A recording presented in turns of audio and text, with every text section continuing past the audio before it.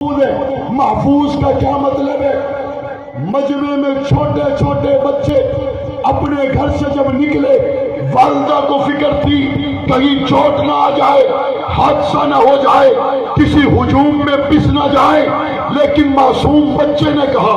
اماں میں جلسے میں جانا چاہتا ہوں، میں اپنے باپ کی انگلی پکڑ کے جاؤں گا۔ باپ جب انگلی پکڑ لے، اب یہ بچہ حادثات سے محفوظ ہے،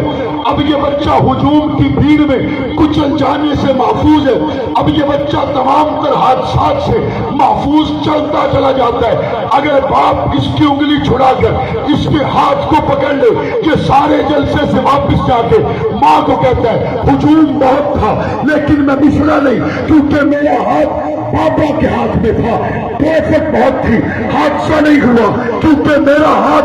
بابا کے ہاتھ میں تھا، لوگ بہت تھے، میں گم نہیں ہوا کیونکہ میرا ہاتھ بابا کے ہاتھ میں تھا۔ آج غلام محمد آباد میں معصوم بچہ باپ کے ساتھ آئے، گم نہیں ہوتا، ہمارے ساتھ سے محفوظ رہتا ہے۔ لوگوں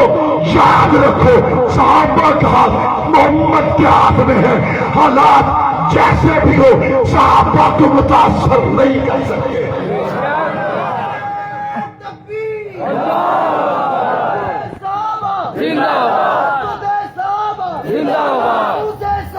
زندہ